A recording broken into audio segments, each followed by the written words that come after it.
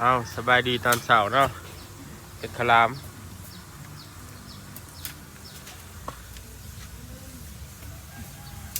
บ้านยังนี่ง่ายใช่น้อยบ้านน่าใส่หน่อยเขากำว่าเห็ดขลามนี่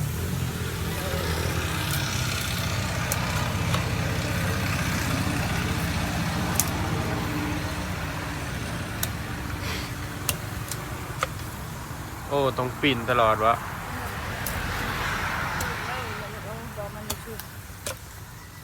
เฮ็ดแต่เสาร์วะนี่เด็กสาวคนเล็ก3-4 โมงยังหอนๆอยู่เนาะปัวเลยไม่ตัวเฮ็ดนี่ไม่ยังนี่ในบ้าน ไม่ไผบ้านไม่แนวอื่นก็บ่เป็นวะ เป็นเหรอ ไม่แนวอื่นก็บ่ได้เนาะ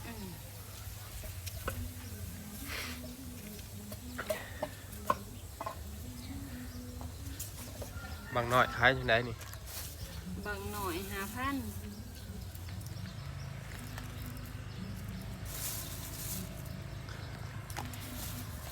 5,000ตัวใหญ่นี่เด้เป็นยัง10,000ลองแก้มึงตัวหน่อยเอาอันหนึงแก้เลยจ้ะปอกเปลือกใหม่เอาตัวนี้มะพร้าวเนาะใช่เนาะใส่โปกิปุ่นปอกเปลือกมันออกตัวนี้แหละ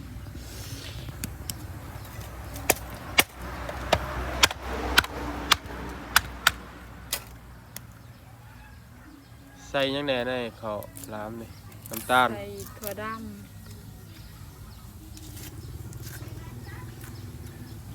น้ำตาลมะพร้าวเป็นบ่ ำมันยังหอนอยู่บางปางมันบ่อยปิดเอามันเย็นมันจะไข่แล้วให้มันเย็นก่อนนะแกเอาเลยนะ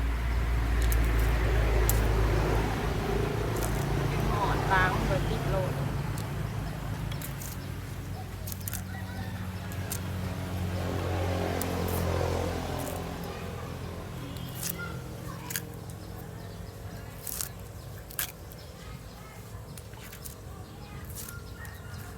เขาร้ายเหื่อนเติมมาแถวนี้เนาะบ่เนี่ยเข้าไปทันแล้วเกี่ยวขาวเนี่ยไปทันลายเลยลูกมันยังหอนมันบ่อยากปิด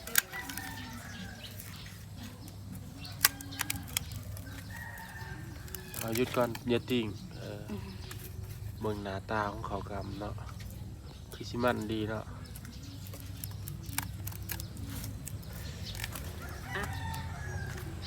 ปรุงลงก่อนก็ได้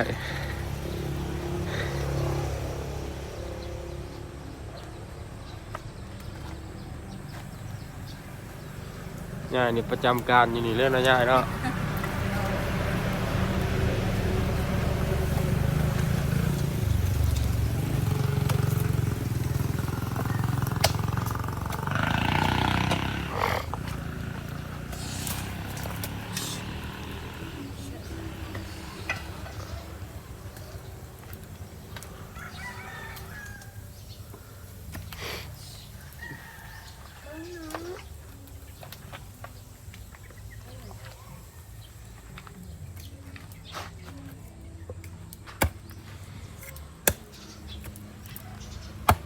ตัวนี้เอาออกแล้วมันบอก